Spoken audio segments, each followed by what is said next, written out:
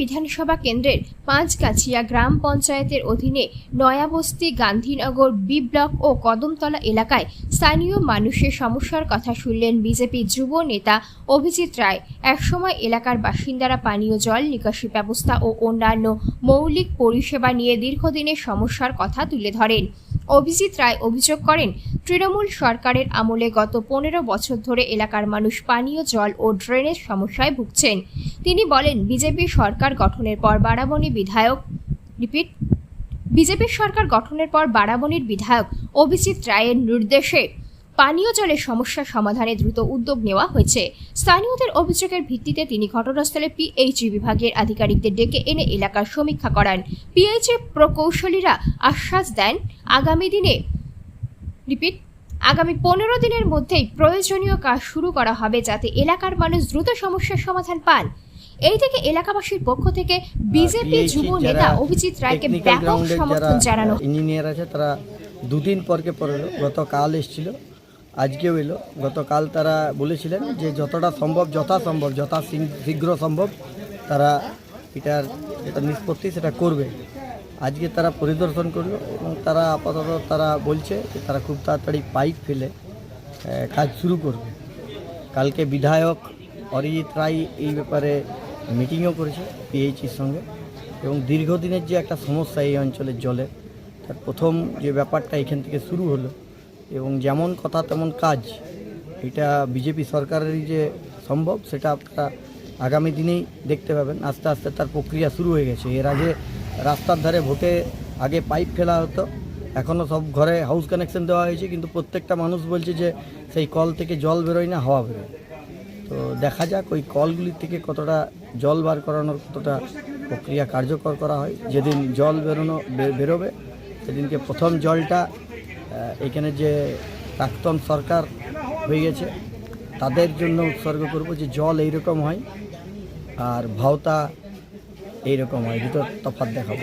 এখানে দেখার চেষ্টা প্রত্যেক দিনে, কখনো কালকে রাত্রে দেখা গেলো নয়াবস্তি, আজকে দেখা গেলো সকালবেলা বি ব্লক, কদমতলা। আপনি ঘুরে ঘুরে সব মানুষের দেখছেন কি সুবিধা, ঠিক আছে, কি অসুবিধা দেখা যাচ্ছে এই পুরো গ্রামে? দেখুন, শুধু এই গ্রামের না, বারাবণী বিধানসভার আপাতত সব জায়গায় যেটা প্রধান সমস্যা যেটা বলে চিহ্নিত হচ্ছে সেটা হচ্ছে জল প্রথম।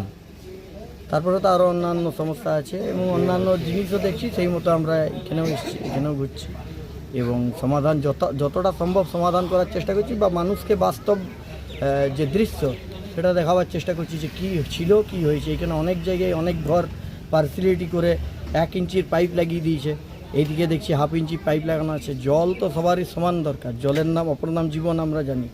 এতদিন থেকে বারাবণীর মানুষ গলার তেষ্টা মিটিয়েছে চোখের জল দিয়ে।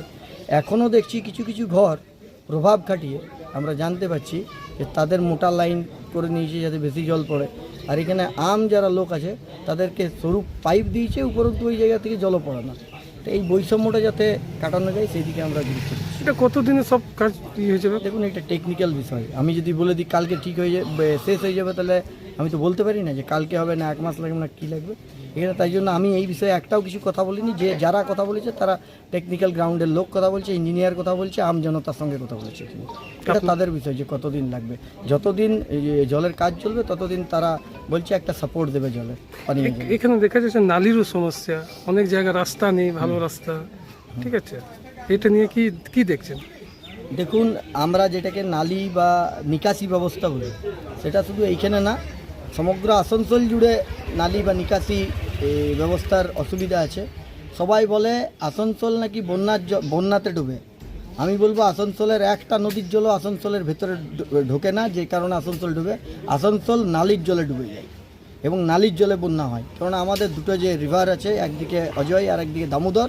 আপনি যান পার্শ্ববর্তী এলাকা যান, আপনারা একটা কোনো গ্রাম পাবেন না খুঁজে যে গ্রামটা দামোদর বা অজয় ভাসিয়ে দিয়েছে। এখনও পর্যন্ত একটাও রেকর্ড নেই। তাহলে আসানসোল কিসের জলে ভাসে? নালির জলে ভাসে।